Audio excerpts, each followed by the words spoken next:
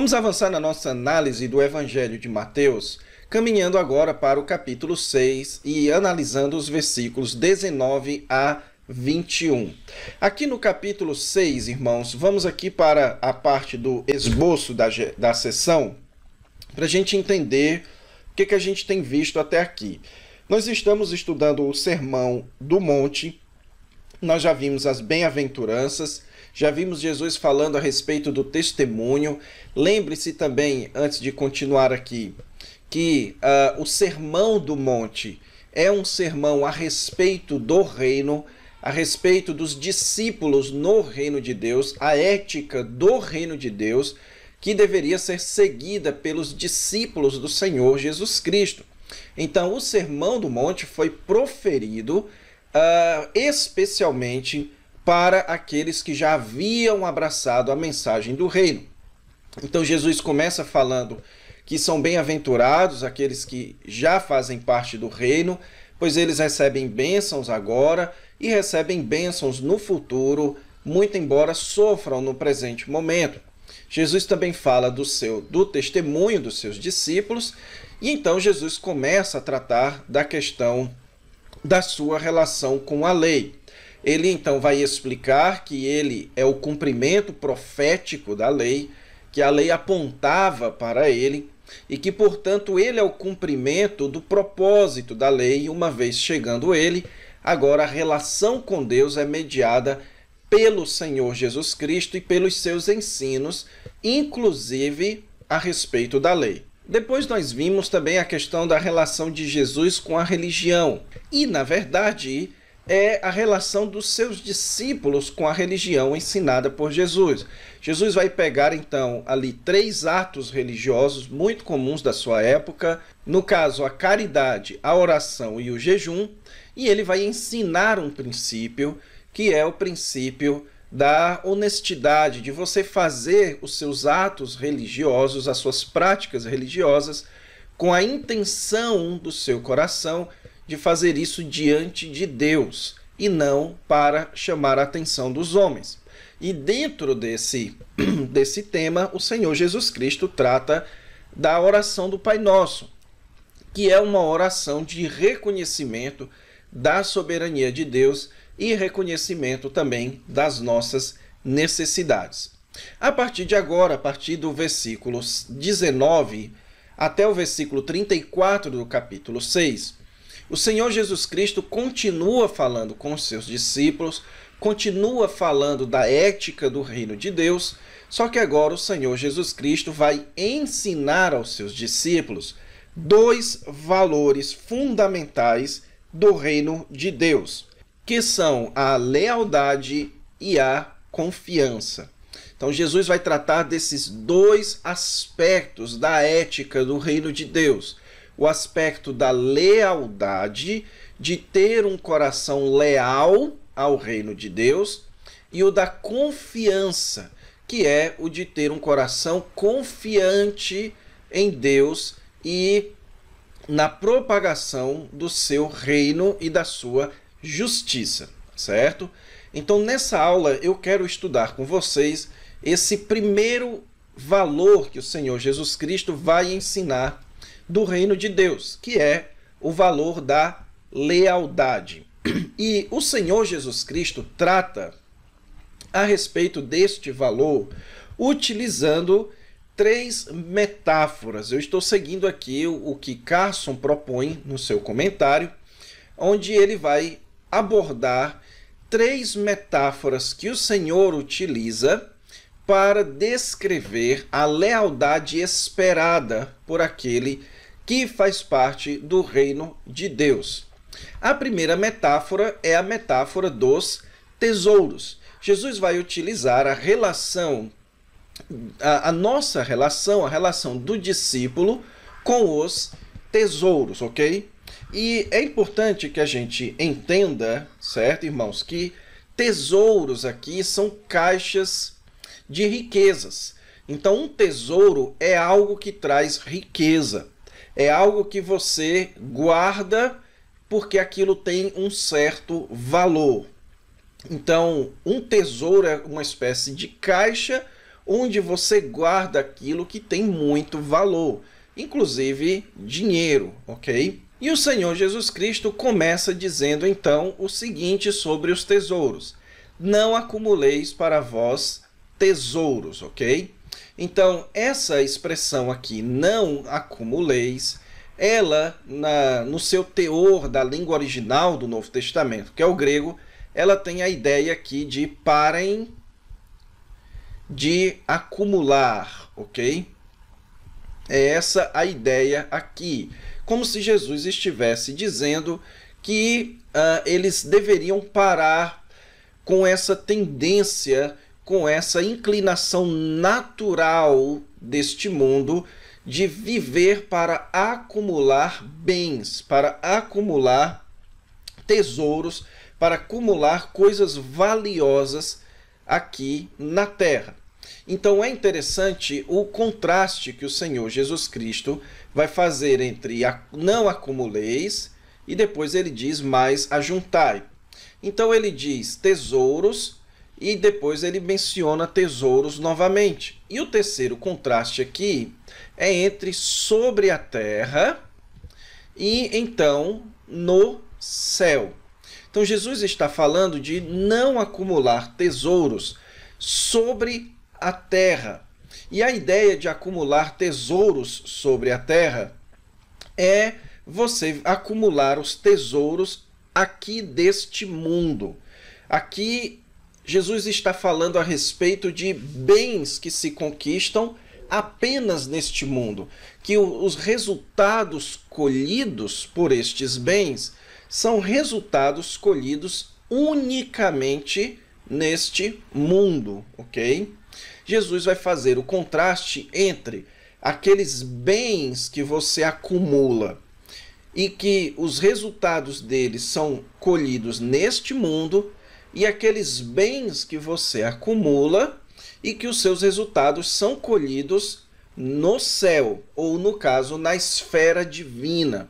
São colhidos onde Deus habita, ou, mais propriamente, naquele estado final do reino de Deus, que é o reino que vem, que o Senhor Jesus Cristo mandou a gente orar, ok?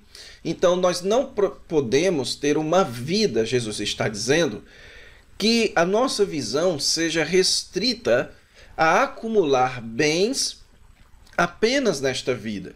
Mas o Senhor Jesus Cristo está falando de acumular bens no céu, porque estes bens que nós acumulamos no céu, eles serão desfrutados no futuro, no reino de Deus, ok? E é exatamente por isso que Jesus faz mais um contraste aqui entre os bens que são corrosivos e os bens que não são corrosivos. Ele menciona aqui a traça, certo? E a ferrugem. Então, a figura da traça aqui é aquilo que pode comer, aquilo que pode fazer deteriorar roupas. As traças deterioram panos, roupas. Então, Jesus está mencionando aqui, talvez mencionando aqui, uma espécie de tesouro, que é o tesouro da aparência, o tesouro das vestimentas. E a ferrugem aqui diz respeito não apenas àquilo que enferruja o ferro. Isso foi traduzido, a palavra traduzida aqui por ferrugem, ela era utilizada para designar tudo aquilo que produzia destruição, como é o caso da própria ferrugem, de fungos, de mofo, aquilo que quando toma conta de algo, aquilo causa deterioração e destruição. E também o Senhor Jesus Cristo fala de ladrões, ladrões que escavam e roubam. A ideia de escavar aqui eram os ladrões que quebravam as paredes na época eram de barro, então eles escavavam e entravam dentro das casas e roubavam. E isso seria o equivalente hoje de ladrões arrombarem a porta da sua casa. Então o Senhor Jesus Cristo está dizendo que esses tesouros que são acumulados na terra, eles são tesouros perecíveis, porque eles são apenas desta vida. Esses são tesouros passageiros, são tesouros com alto teor de deterioração. Você não vai conseguir desfrutar totalmente desses tesouros porque eles somem, porque eles se destroem, porque eles têm prazo de validade. Em contrapartida, no versículo 20, o Senhor Jesus Cristo fala de um outro tesouro que o tempo e nada é capaz de corroer. Então, note que o Senhor Jesus Cristo está falando daquilo que perde o seu valor durante o tempo em comparação com aquilo que o tempo não é suficiente de fazer aquilo perder o seu valor. Então você entende aqui a perspectiva de Jesus de afirmar aquilo que pode ser desfrutado nessa vida, nesta era, e aquilo que pode ser desfrutado na era por vir, porque este tempo agora, aquilo que acontece nesse período, não é capaz de deteriorar. Então você acumula tesouros no céu que não são destruídos durante o tempo, que não podem ser roubados e que, portanto, haverá de chegar um tempo em que você haverá de desfrutar destes tesouros, ok? Então, a metáfora aqui, irmãos, ela é uma metáfora para ensinar essa lição no verso 21. Onde está o teu tesouro, está o teu coração. Então veja, se o teu tesouro está na terra, a sua lealdade, ela é terrena. Se o seu tesouro está no céu, a sua lealdade é celestial. Então, note aqui a ideia de lealdade. Onde está o tesouro, aí está o teu coração. Você, então, é leal ao seu tesouro. Você, então, as suas decisões, e a menção aqui do coração, irmãos, o coração é o centro das decisões, é o ponto cartesiano das decisões humanas, é o centro da nossa personalidade, emoção, vontade. Tudo passa por aquilo que a Bíblia chama de coração. Portanto, se o seu tesouro está na terra, se aquilo que você considera valioso está na terra, então a lealdade do seu coração é para aquilo, ela é terrena. O seu coração, então, vai decidir em torno daquilo, ele é leal àquilo. Mas se o seu tesouro está no céu, o seu coração vai ser leal ao céu. Então, se o teu coração é leal, você pode ter um coração leal à terra ou um coração leal a Deus. Tesouros no céu é Deus, certo? A ideia aqui é a menção de Deus, certo? Você ser leal a Deus. Agora a pergunta que fica, lembre-se que nós estamos falando aqui de metáforas. Obviamente que o Senhor Jesus Cristo não está falando aqui de tesouros literais, ou seja, Jesus não está falando aqui daquelas caixas que quando você abre tem aquelas moedas de ouro ou de alguma espécie de caixa com alguma coisa valiosa que você pode usar na terra ou pode usar no céu. Não, o Senhor Jesus Cristo está utilizando uma metáfora. E se ele está utilizando uma metáfora, o que ele está então se referindo?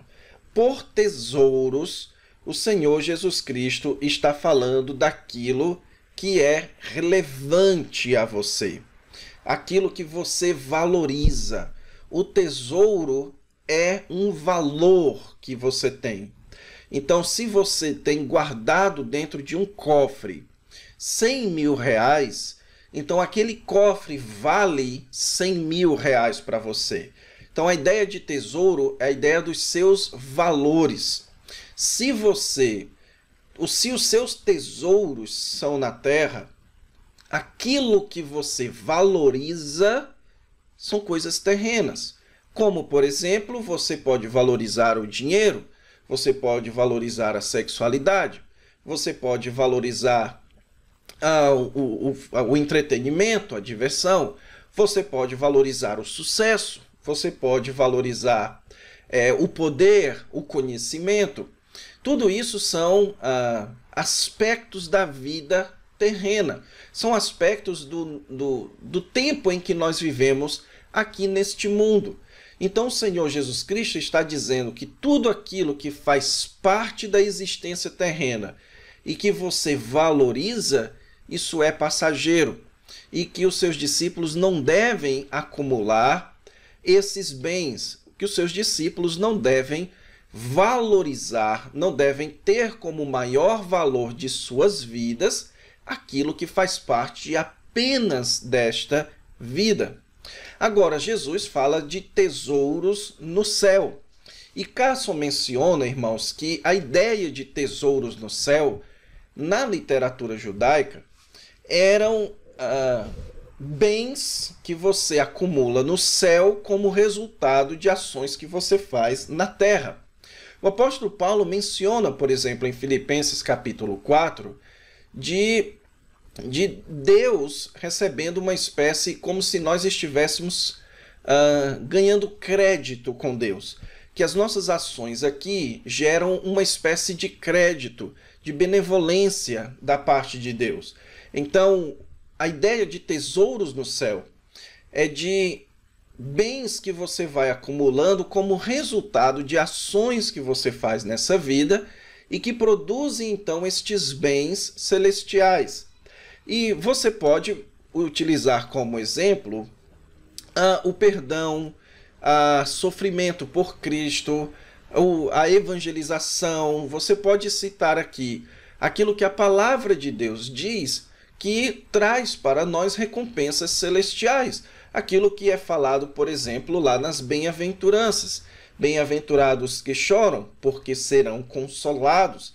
Então, aqueles que choram, eles recebem o consolo, eles entesouram o consolo no céu para ser desfrutado no futuro. Bem-aventurados sois quando vos injuriarem, vos perseguirem, porque é grande o vosso galardão nos céus. Então, quando você sofre por Jesus, você acumula bênçãos celestiais que serão desfrutadas no futuro, quando o Messias vier estabelecer o seu reino plenamente. Então, essa é a ideia aqui, de você valorizar, de você ter como maior valor de sua vida aquilo que produz bênçãos celestiais. E o Senhor Jesus, então, está ensinando que o nosso coração é movido pelos nossos valores.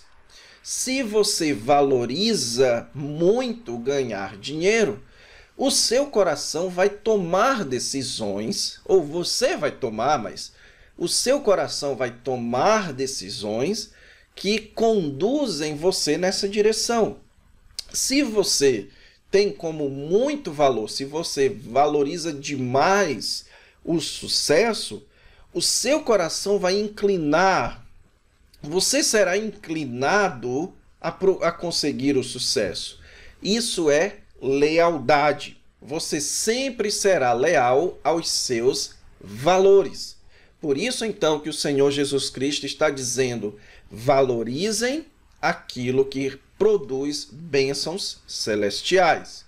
Porque se o seu valor é celestial, o seu coração tomará decisões nesse sentido. Se você valoriza, por exemplo, o sofrimento por Cristo, o seu coração será inclinado a sofrer por Cristo. Se você valoriza a oração, o seu coração será inclinado para a oração. Você tomará decisões voltadas para a oração. Se você valoriza o perdão de pecados, perdoar os outros, assim como Deus tem perdoado você, então o seu coração vai perdoar os outros. Isso tem uma lição muito forte em nossas vidas, irmãos. É que a gente, com esse texto, então pode perceber que a situação é um pouco preto no branco mesmo. Ou seja, que se você não tem praticado estes atos celestiais, é porque você não valoriza. Se você não tem um ato contínuo, uma busca contínua em oração, é porque você não valoriza. Se você não tem a prática de ter comunhão com os seus irmãos, é porque você não valoriza. Se você não tem a prática de adoração em comunidade junto com a igreja, é porque você não valoriza. Por quê? Porque as nossas decisões são movidas pelos valores que nós temos. Se os nossos valores, se aquilo que nós valorizamos é aquilo que é puramente terreno, as nossas decisões serão voltadas para isso. Mas se você então não valoriza a adoração, não valoriza a meditação na palavra, não valoriza a oração, se você não valoriza o ensino e aprendizado da palavra de Deus, se você não valoriza a pregação aos perdidos, o perdão dos pecados, a caridade, o jejum, se você não valoriza estes aspectos, você não vai decidir em relação ou em direção a estes aspectos. É isso que o Senhor Jesus está dizendo aqui, que a nossa lealdade ao reino é movido pelos nossos valores. Você quer ser leal ao reino de Deus, então valorize o reino de Deus. Você quer ser leal ao Senhor Jesus Cristo, então considere Cristo, seu rei, como um supremo valor, ok? Então é isso, irmãos. Na próxima aula, a gente então parte para a segunda metáfora, que é a metáfora da lâmpada, o olho como lâmpada, e a gente também já pode entrar na terceira e última metáfora, que é a metáfora da escravidão. Então fique com Deus e até a próxima aula.